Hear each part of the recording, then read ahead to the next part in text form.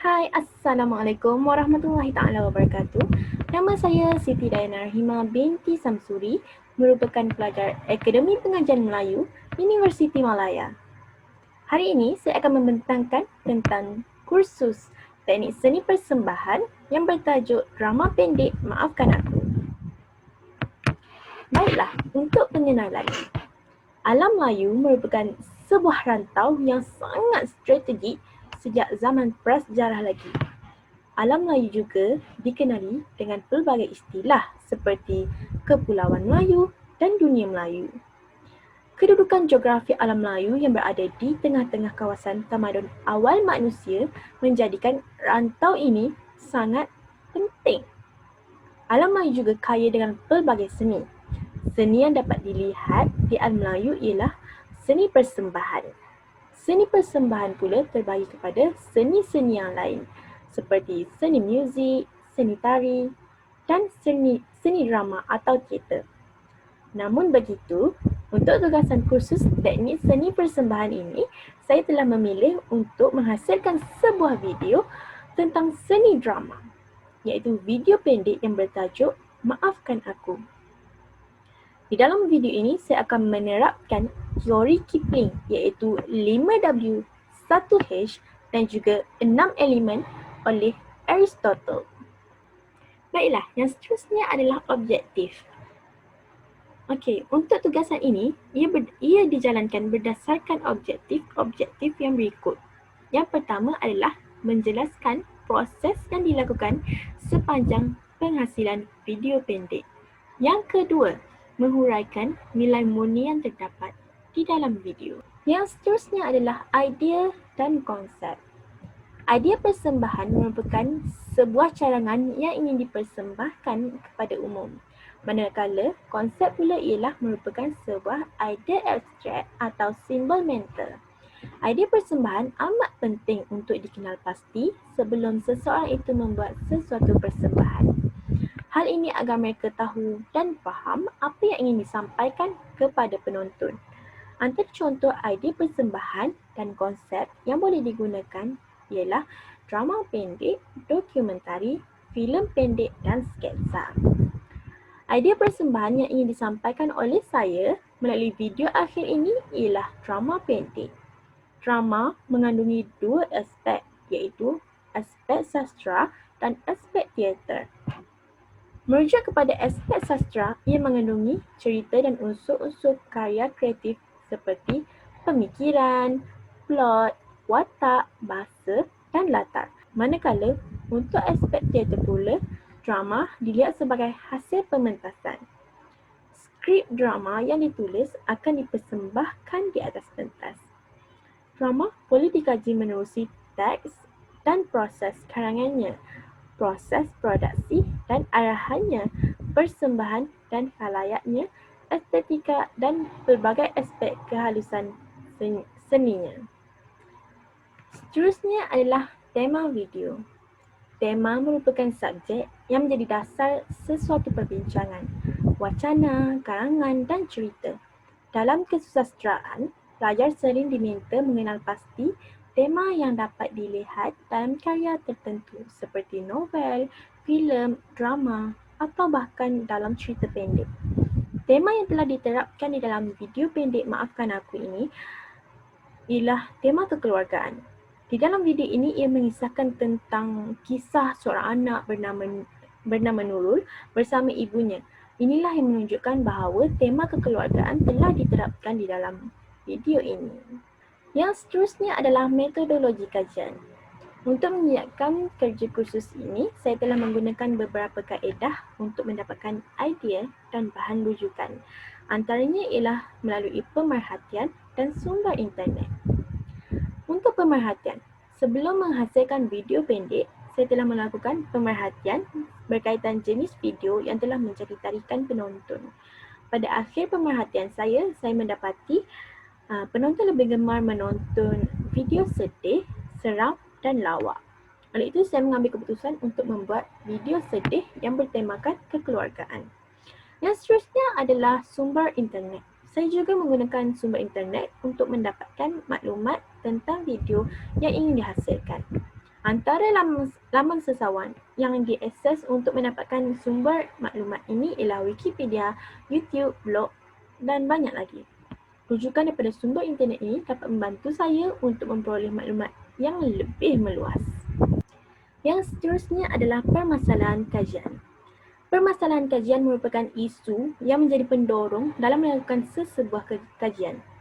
Video pendek Maafkan Aku ini dihasilkan kerana masalah yang wujud daripada sesetengah remaja kini yang tidak menghormati ibu bapa mereka. Mereka sering merasakan diri mereka betul dalam melakukan sesuatu. Sikap bersangka buruk terhadap ibu bapa semakin menjadi-jadi dalam kalangan remaja. Antara punca berlakunya perkara ini adalah disebabkan oleh pengaruh rakan-rakan mereka. Perkara ini seharusnya perlu dibendung oleh pelbagai pihak seperti pihak media sosial. Selain itu, video drama pendek ini juga dihasilkan disebabkan oleh masalah yang timbul daripada kalangan ibu bapa itu sendiri. Ibu bapa sering merahsiakan sesuatu perkara daripada anak-anak mereka. Kononnya, mereka tidak mahu anak berasa terbeban dengan masalah yang dihadapinya. Perkara ini tidak salah, namun ada sesetengah perkara ibu bapa perlu memberitahu anak mereka supaya tidak berlakunya perselisihan faham. Ibu bapa juga perlu pandai dalam mengawal anak-anak mereka agar mereka tidak berasa terbeban. Anak-anak juga mempunyai perasaan ingin tahu dan mereka akan melakukan sesuatu perkara tanpa berfikir panjang. Seterusnya adalah video pendek ini dihasilkan disebabkan oleh masalah pengaruh rakan-rakan. Remaja kini sering tersilap langkah dalam memilih teman rapat. Mereka mudah terikut perkara buruk yang dilakukan oleh sahabat mereka. Oleh itu, video ini menekankan bahawa pentingnya mempunyai sahabat yang baik.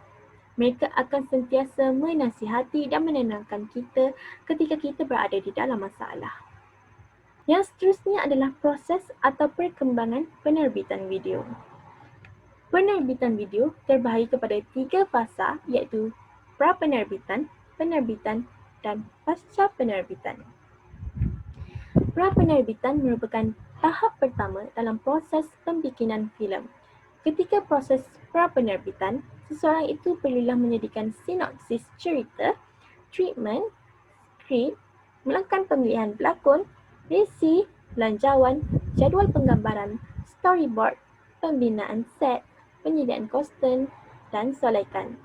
Semua ini perlu dititik berat agar proses penghasilan video dapat dilakukan dengan lancar. Untuk sinopsis ini, video Maafkan Aku merupakan sebuah video pendek yang bersifat sedih.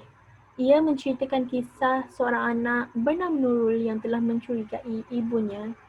Sebelum ayahnya meninggal, Nurul sering melihat ibunya keluar awal pagi dan balik lewat malam. Dia menganggap ibu tidak menghiraukan ayahnya dan mempunyai lelaki lain ketika berada di luar. Nurul berdendam terhadap ibunya dan kelamaan kelakuan Nurul mula berubah dan kasar terhadap ibunya. Ibu Nurul sering melayan Nurul dengan baik walaupun Nurul berkelakuan kasar terhadapnya. Namun, kebenaran terbongkar apabila ibunya tiba-tiba jatuh sakit. Ibu Nurul sebenarnya mula bekerja keras mencari wang sejak ayahnya sakit. Hal ini agar dia boleh membiayai bil perubatan suaminya itu. Nurul berasa insaf dan berjanji akan menjaga ibunya dengan baik. Seterusnya adalah treatment atau olahan cerita. Treatment merupakan rangkuman naskah yang dibuat untuk menjelaskan alur atau plot utama dalam sesebuah naskah. Umumnya, treatment juga akan mendeskripsikan detail karakter yang terlibat dalam naskah tersebut. Treatment adalah alat penting yang akan membantu kelancaran proses penulisan naskah atau pembuatan filem. Okey, dalam slide ini korang boleh lihat macam mana kita hasilkan treatment.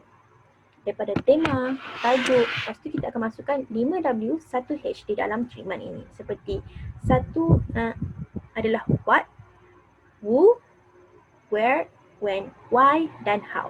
So kita akan masukkan 5W, 1H di dalam treatment ini. So, dalam treatment ini kita akan dapat melihat step by step apa yang perlu dilakukan oleh penonton-penonton. Untuk yang seterusnya adalah skrip. Skrip bagi drama adalah berbeza daripada skrip untuk novel dan cerpen ataupun puisi. Dalam skrip sesebuah naskah drama, seseorang pembaca hanya diberikan gambaran umum iaitu deskripsi tentang sesuatu situasi, latar atau tempat.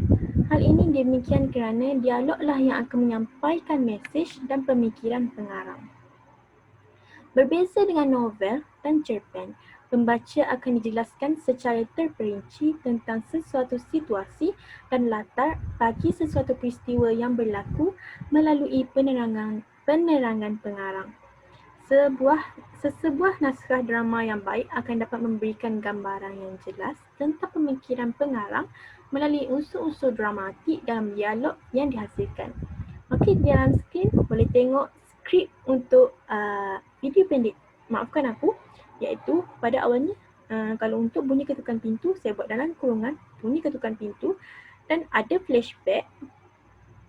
Dan seterusnya adalah monolog.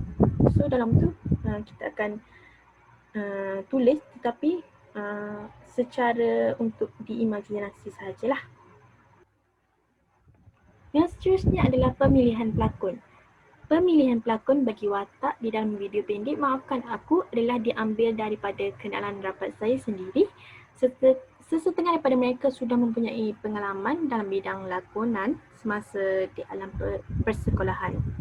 Okey, di dalam jadual di bawah kita boleh lihat nama sebenar dan nama untuk watak.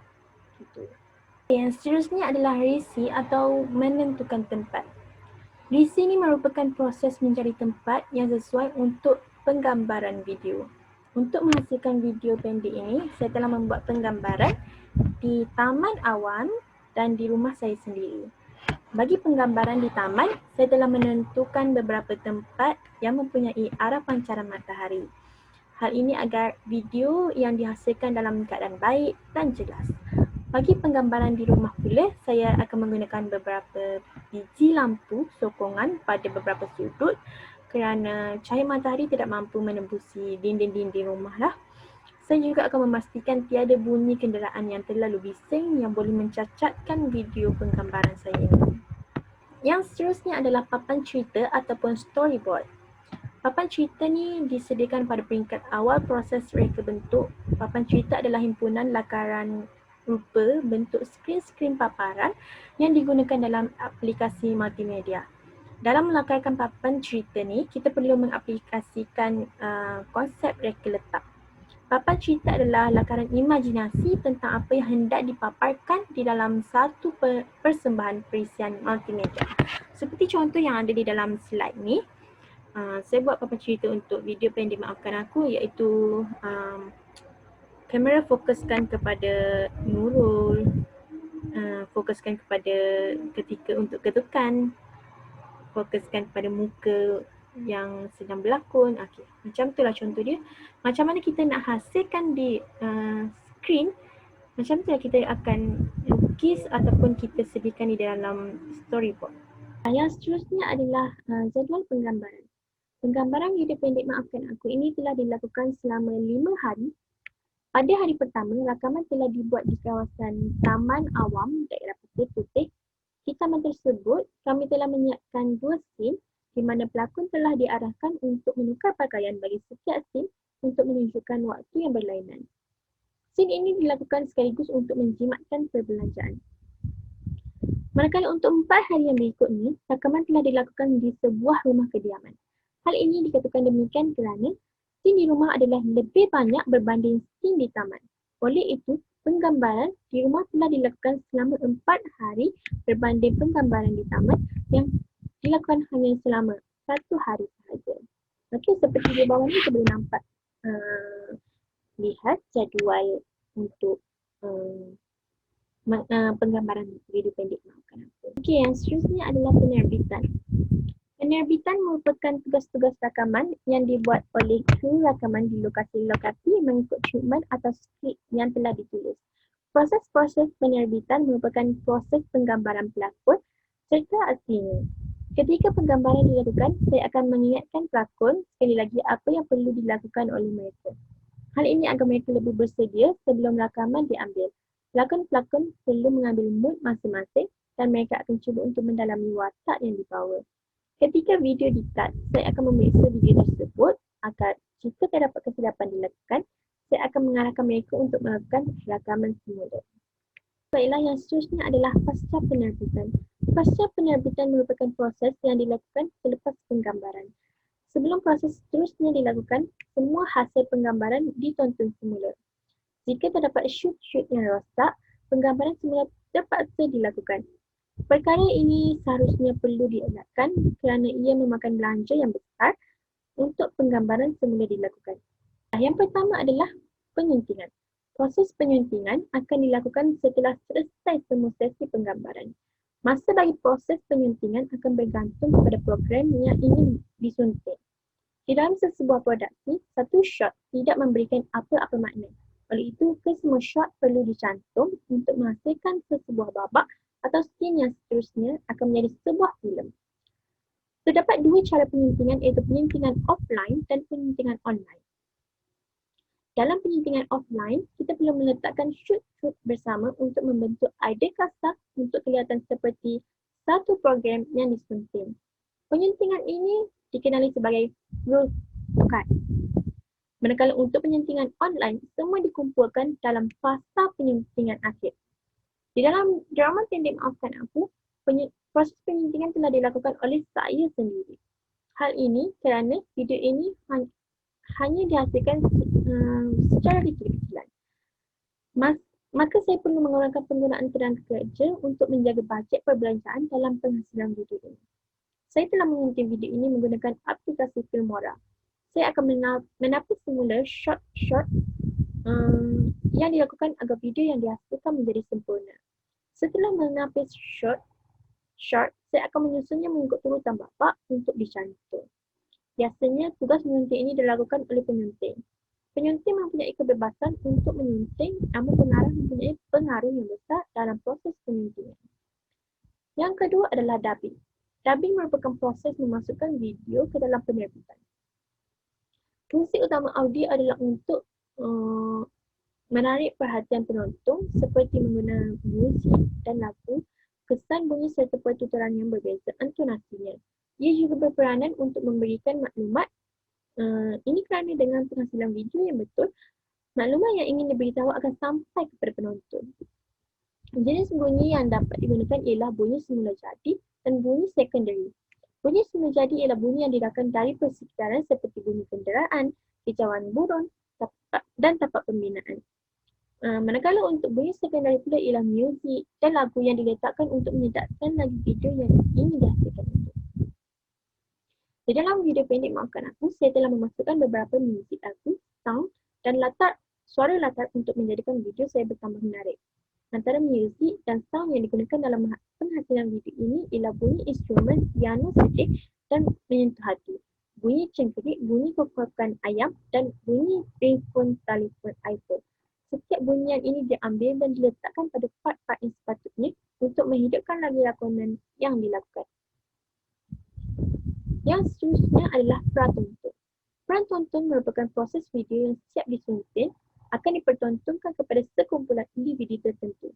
Ia bertujuan untuk mendapatkan maklum balas sebelum diedarkan kepada umum. Setelah video Maafkan Aku siap disunting, saya menyuruh beberapa kenalan rapat saya untuk menonton video tersebut. Saya akan membaiki video tersebut sehingga mendapat maklum balas yang baik daripada mereka. Yang keempat adalah edaran. Edaran merupakan proses mengedarkan video kepada masyarakat umum setelah segala proses dilakukan. Bagi proses edaran video Maafkan Aku, saya telah mengedarkan melalui aplikasi YouTube. Saya telah mendapat 130 tontonan dalam masa 2 hari dan mendapat banyak komen positif daripada penonton yang menontonnya. Okey, baiklah, yang seterusnya adalah watak dan perwatakan. Watak utama dalam video Maafkan Aku ialah Nurul. Di dalam video pendek Maafkan Aku, Nurul berperwatakan sebagai seorang anak yang mencurigai ibunya. Dia membenci ibunya dan tidak meluahkan apa yang dirasai olehnya. Nurul juga mempunyai hati yang lembut dan mudah menangis. Nurul amat dahagakan kasih sayang seorang ibu. Namun, ibunya selalu sibuk sehingga tidak sempat untuk meluangkan masa bersama Nurul. Selain itu adalah watak sebagai ibu. Ibu berperwatakan menjadi seorang ibu yang tabah dan sabar. Dia suka memandang dan tidak suka menyusahkan anaknya, iaitu Nurul. Seterusnya adalah Sophie. Sophie berperwatakan menjadi seorang sahabat yang suka menasihati Nurul. Dia sering menenangkan Nurul ketika Nurul di dalam kesedihan. Selain itu adalah yang watak bernama Mia. Mia juga merupakan sahabat Nurul. Mia berperwatakan sebagai seorang sahabat yang cepat marah dan tidak sabar. Namun sikapnya itu dapat dibendung apabila dia sering ditegur oleh Sophie.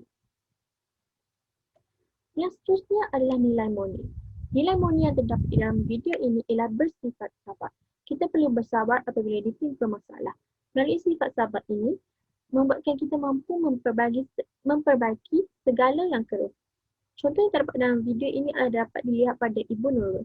Ibu Nurul sentiasa sabar ketika Nurul melayannya dengan kasar. Dia tidak sedikit pun menyalahkan Nurul atas perbuatannya itu. Selain itu, pengajaran yang dapat diperolehi dalam video inilah sifat saling memaafkan. Pada akhir video ini, Ibu dan Nurul saling meminta maaf kerana mereka mampu menjernihkan kembali hubungan mereka. Seterusnya adalah sikap sering menasihati. Sophie sentiasa menasihati Mia apabila Mia berkelakuan tidak baik kepada Nurul. Semua nilai Moni yang terdapat di dalam video ini perlu diterapkan di dalam diri masyarakat agar kita mampu hidup dalam keadaan amai dan damai. Okey, yang terakhir adalah kesimpulan. Kesimpulannya, penghasilan video atau drama pendek telah dilakukan dengan teliti. Kita perlu mengikuti langkah yang betul dari awal penghasilan video agar segala yang dihasilkan mampu dihasilkan dengan betul dan jaya. Penggunaan teori Kipling 5W 1H dan 6 elemen daripada Aristotle amatlah penting untuk di dalam sesebuah pergambaran. Saya berharap melalui penghasilan video ini, ia mampu membuka mata ramai pihak dalam penghasilan video yang betul, sejurus dapat memberikan pengajaran kepada masyarakat yang menontonnya. Itu sahaja daripada saya. Sekian, terima kasih.